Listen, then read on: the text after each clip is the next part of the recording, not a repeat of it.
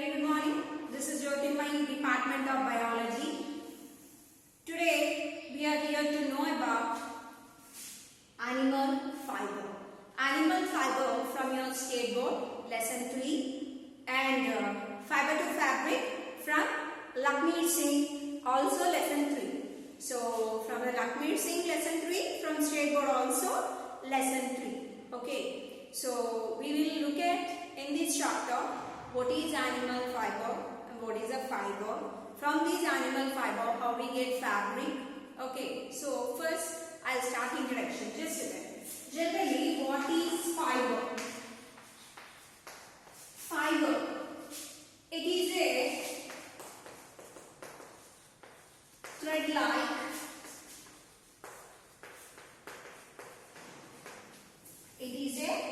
thread-like substance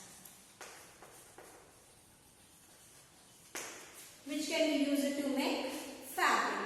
So it is a thread-like. Generally, when you look at in a plant products, if you observe, you find like these threads in it. Even in your cloth also, where if you try to observe, then in your cloth also you find small fibers like small threads here. See? So the group of threads arranged in a order and made fabric. So how this fabric is made, how we get that fiber from animals.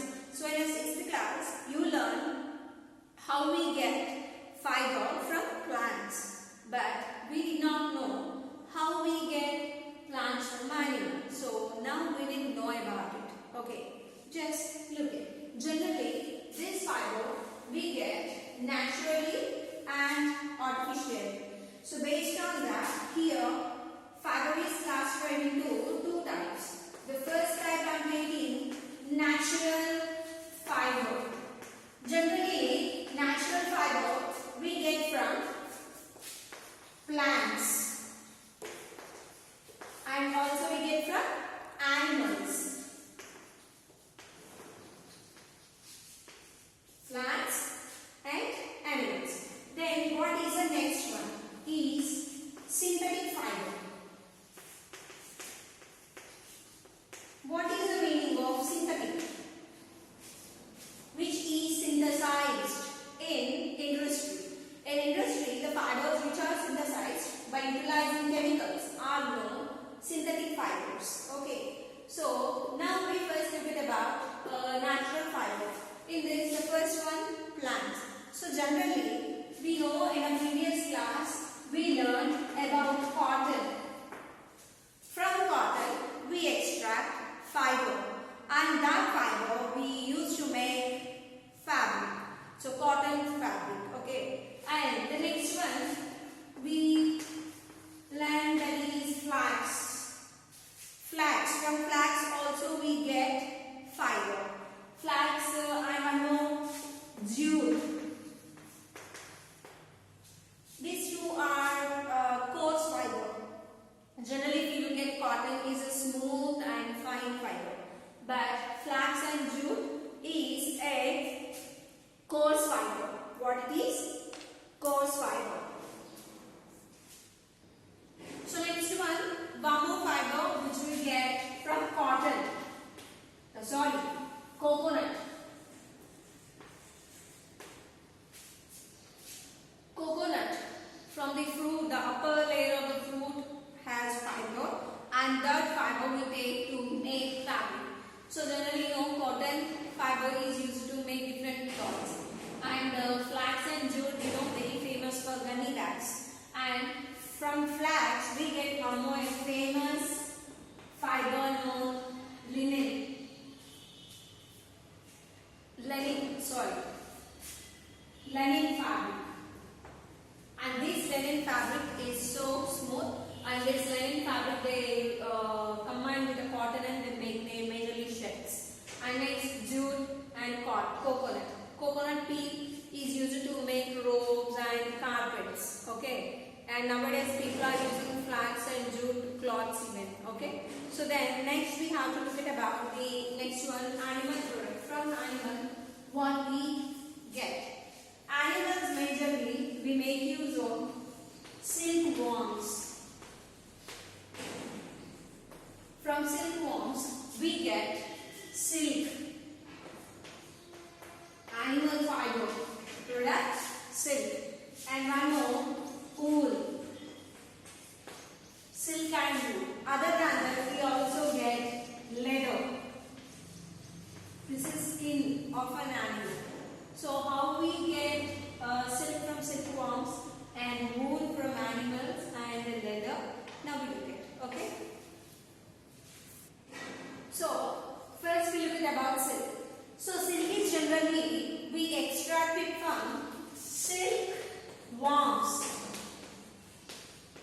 We extract it from silkworm.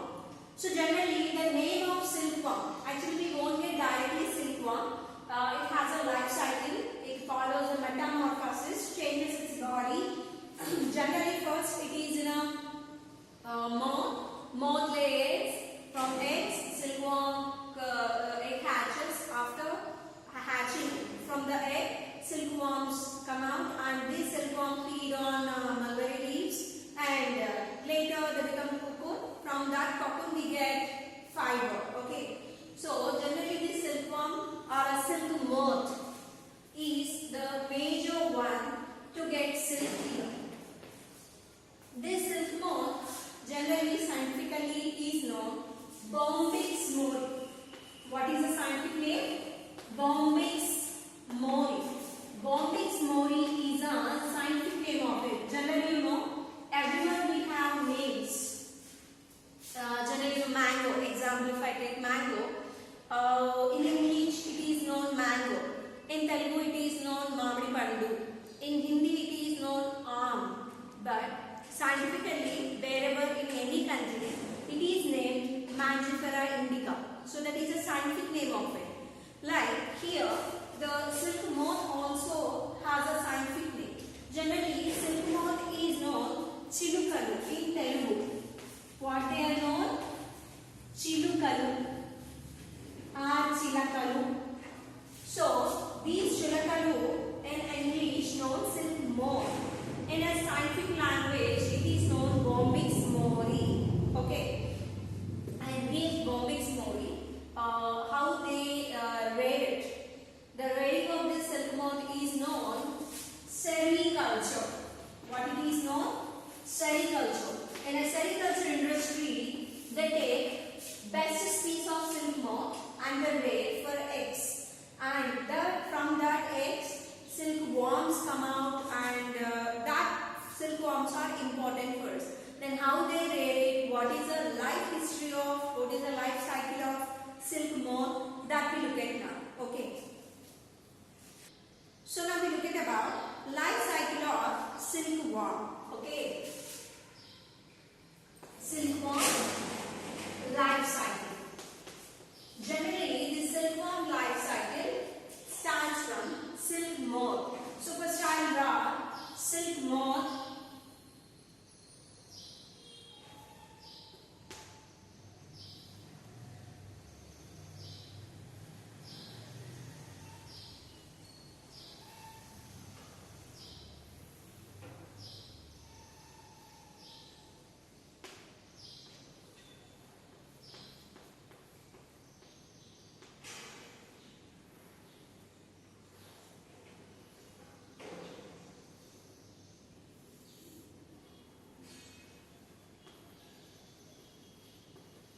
Just I am drawing the diagram.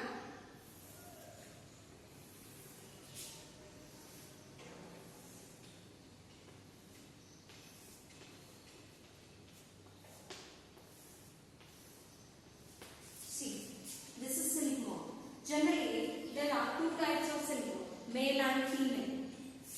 The two male and female silk moth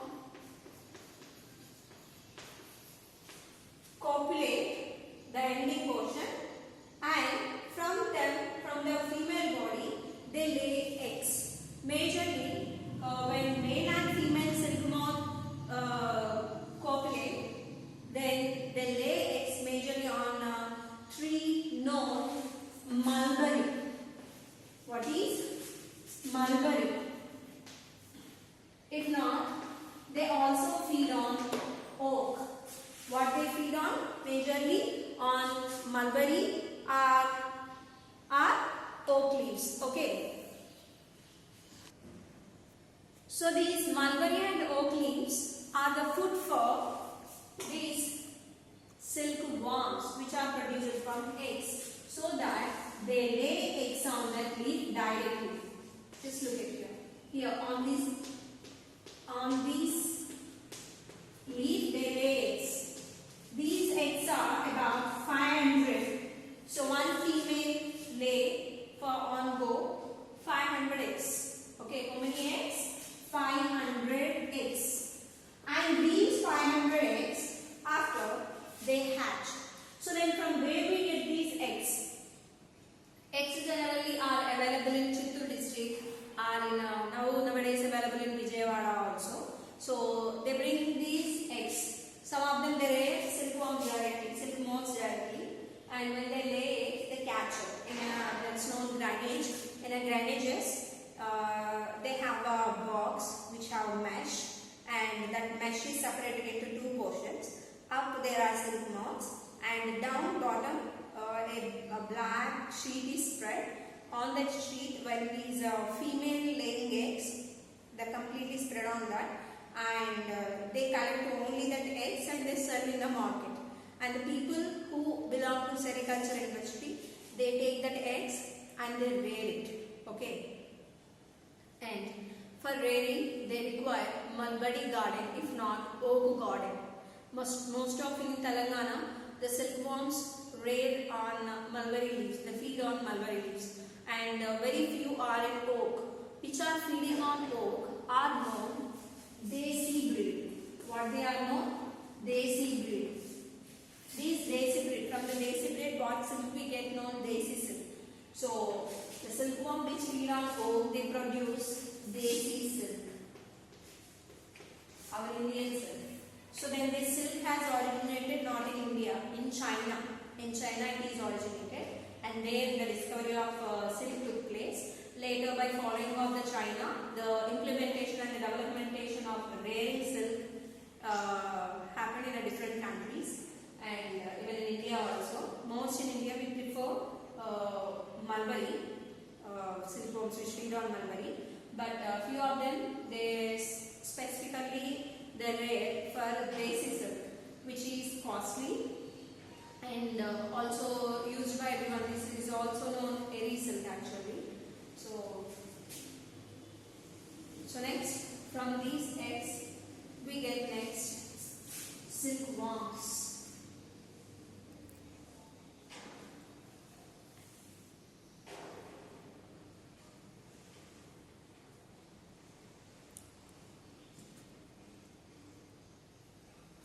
Silkworms.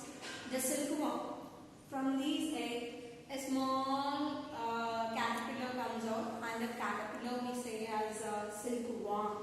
And this silkworm feed on the mulberry leaves continuation for 35 to 40 days. The day and night they feed on that, and after feeding on that they grow in size, they increase in size, and later they reach to the final stage. They stop eating and they start sleeping. And when they are sleeping, even small kids, anyone are sleeping, we get saliva from our mouth, am I right? Like, even silkworms also secrete saliva from their mouth. From its mouth they secrete saliva. And that saliva contains a protein known sericin. What they contain? Sericin and fibrin. Sericin and fibrin proteins. And these sericin and fibrin proteins, when they expose to the air, they become like a long thread. So this silkworm roll on that fiber, and completely the body is covered into that fiber, and closes its complete body inside, and it forms a structure known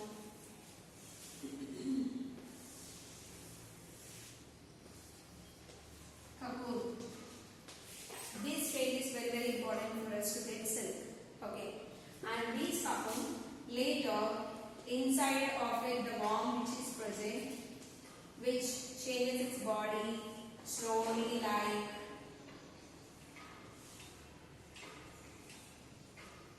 it wants to slowly it starts becoming like moth. This stage is known actually pupa stage. From this stage, it's finally become as a silk moth. So again it repeats. Again silk moth, the male and female fuse and they form eggs. Again the eggs hatch and become as a silkworm. And this silkworm is also a caterpillar. In Telugu, silkworms are known generally pattu purugulu. What they are known? Pattu purugulu.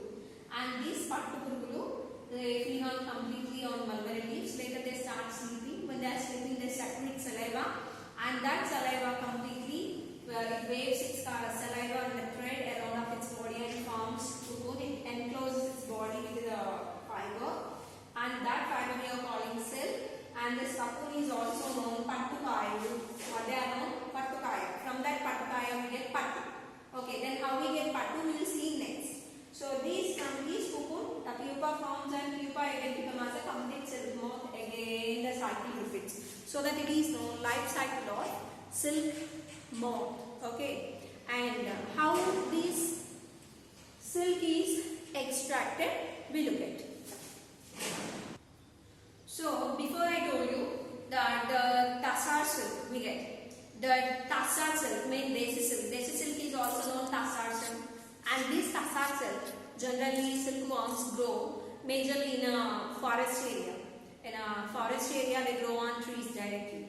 But mulberry leaf, the silkworms which feed on mulberry leaves are rare in a sericulture industry. So how they rare it, just I will try to tell you.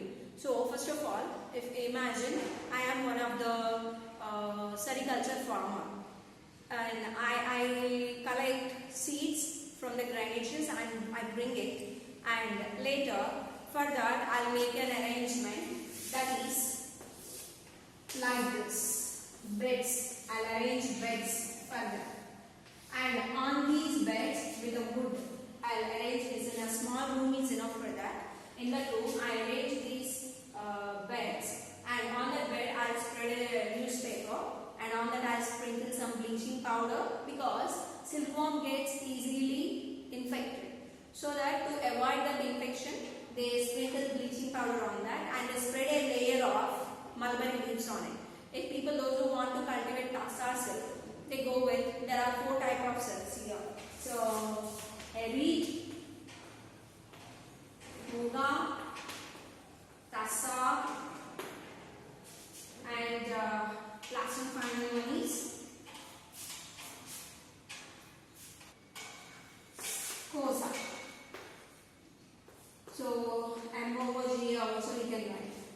So in this, so the major one, in this the major one is we cultivate, the costliest one is tassar. Okay, and this tassar silkworms feed on oak, only pieces.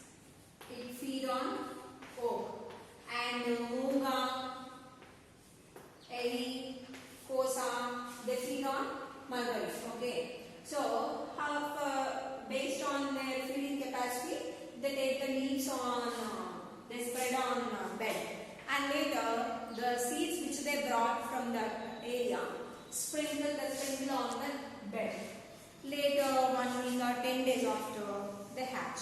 After hatching, from that small caterpillar comes out. When caterpillar emerge out from the egg, the day starting to, the day it stops eating, they provide continuation food for them. Mulberry leaves are tassar leaves. Okay, and some of the people they feed silkworms with castor leaves also. Castor, amuda, with a castor leaves also. So continuation, silkworms feed on that for 25 to 30 days, and later they start sleeping. Then they recognize and they spread a net on it